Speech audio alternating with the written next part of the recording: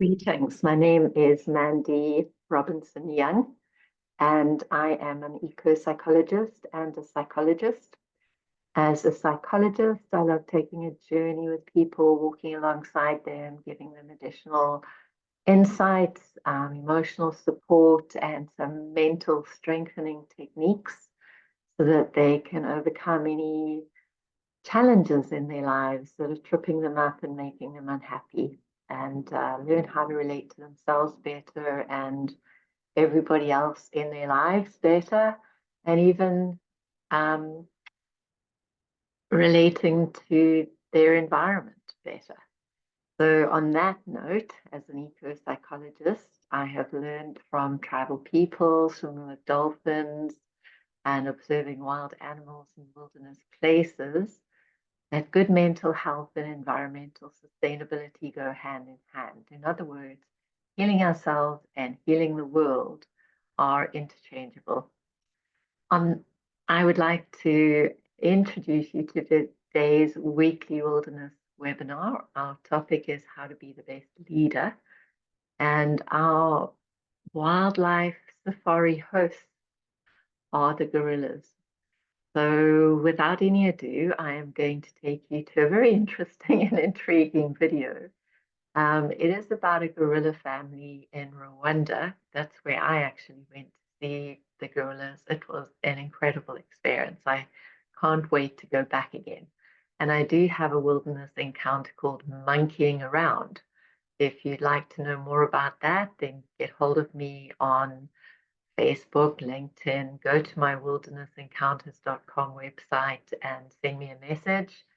Monkeying to know a little bit more about monkeying around. So it's time spent with the mountain gorillas in the Ruingira Volcanoes National Park, some time in Kigali, the capital of Rwanda, and then some time in Nyungwe Forest, which is home to 8 different primate species, walking in the treetops on swinging bridges and having close contact with them, even the chimpanzees. On tonight's weekly wilderness webinar, as I said, the YouTube is quite intriguing. What is introduced into the life of these mountain gorillas is a robotic camera that looks like a little baby gorilla. So let's see what happens next.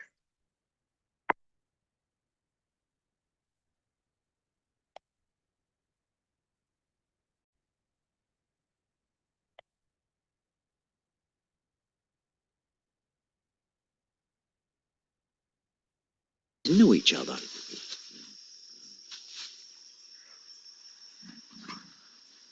But is it all too good to be true?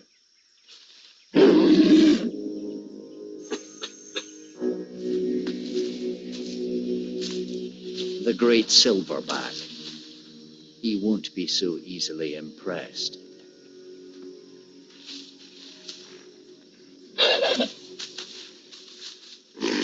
Here, he's the boss. Spy Gorilla won't be welcomed without his say-so.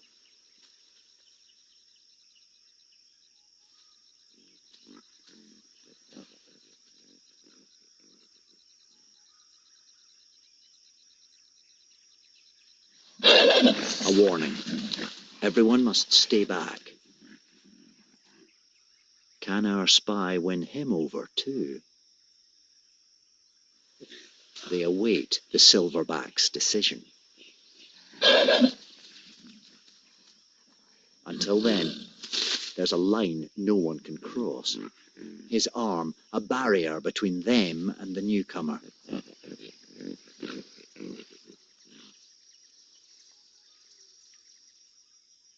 To show respect, our spy averts his gaze. Decision made. Spy Gorilla can stay. Everyone can relax once more.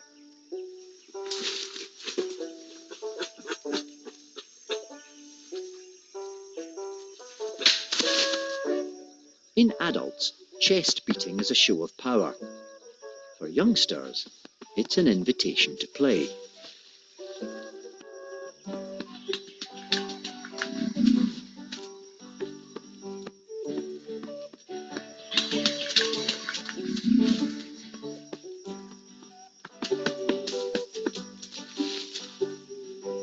But games easily get out of hand. Oops.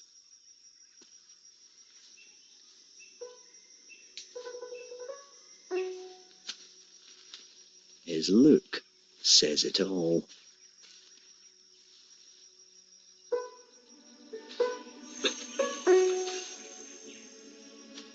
Best pretend it never happened.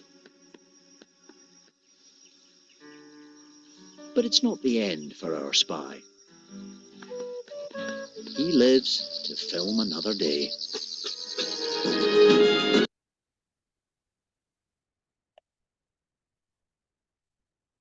I hope you enjoyed that very cute, intriguing section of video. But what I want to look at is the reaction of the big silverback. He's the leader in this situation, and that's our topic today, how to be the best leader.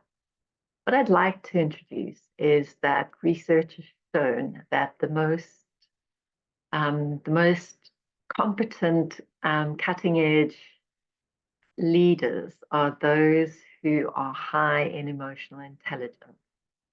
And the four components that make up emotional intelligence is self-awareness, self-management, social awareness, and relationship management. So let's look at this gorilla, the silverback, and let's think about, is he emotionally intelligent?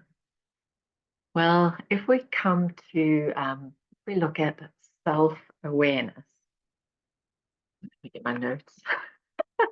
We look at self-awareness, immediately that the spy gorilla, the little robotic gorilla, camera gorilla, came into the environment of this gorilla family, he was immediately aware of the change in his environment. He was also aware of the caution and uncertainty in his clan, that he immediately addresses the situation. He doesn't waste any time, or he doesn't avoid a conflict. He faces it head on. And he is very invested in the well-being of his team. And out of this level of self-awareness, he asks them to stand aside so that he can explore the situation. We consider self-management as a component of emotional intelligence.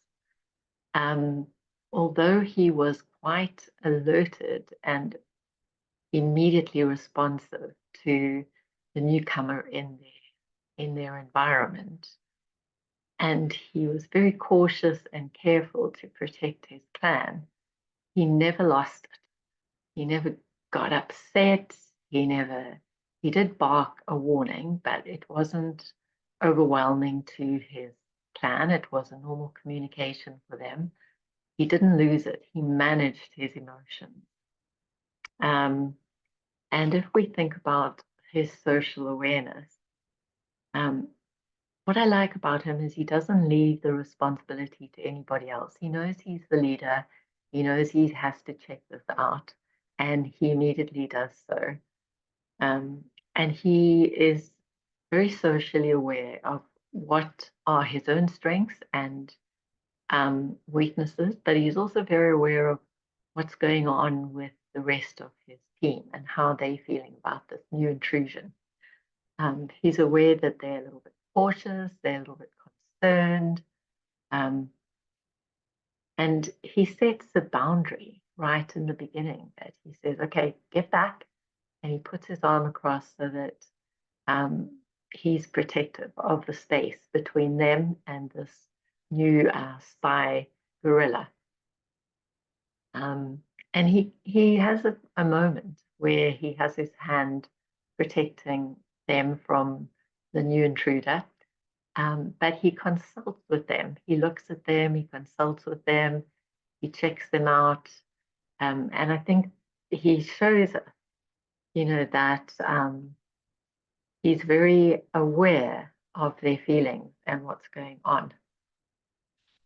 In terms of relationship building, because of the way in which he's acted, he's kept good relationships with all of his team members. They accept his influence, they trust his protection, and he's creating an environment that's safe enough for them to be themselves. So immediately he relaxes, everybody else relaxes and gets on with everything that they would normally be doing. The youngsters start playing. They even play is meant to be a good preparation in all species for adulthood. So they copy what a big silverback would do if there was a dangerous situation, and they're inviting the little spy gorilla to come and play by using the same beating of the chest. Unfortunately, this little spy gorilla, although he mechanically responds, he's not really able to do that. So the last kind of thing I wanted to draw your attention to, that I wanted to ask, would you consider that this mother, as well, the mother of the little young gorilla who knocks over the spy gorilla, would you consider her emotionally intelligent as well? And I guess I think I would, because she's very self-aware. She's available. Um, she's very socially aware. She's aware of what's going on with her youngster, and she manages her emotions well. And she provides him, as did the silverback, with a good, safe environment to comfort him and to take him out of the situation. Say, oh, it's all okay. Everything's going to be okay. Maybe just to go back over some of those components of emotional intelligence. So self-awareness is our ability to not only understand our strengths and weaknesses, but also to recognize how our emotions impact other people. A really good way of knowing whether you're self-aware, because a lot of us say we're self-aware, but are we that self-aware? So quite a good way of checking that out is to do what they call the 360-degree check. So check with yourself, check with the significant others in your circle of influence. And if the feedback is the same, you think that you are intuitive and understanding the situation in a certain way, you have certain strengths and weaknesses, and that's confirmed by everybody else in your circle of influence, then you can say, yes, I am self-aware.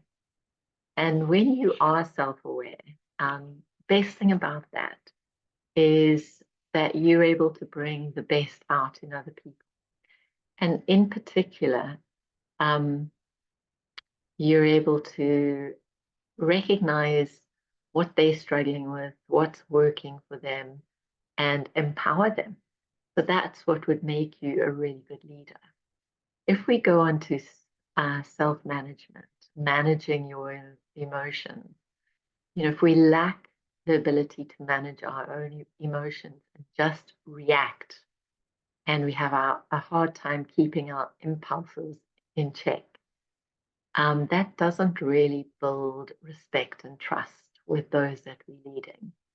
It might build fear in them, it might build disrespect, and how the amount of time we transition from reaction to response in a very helpful way is really important in terms of being an emotionally intelligent leader.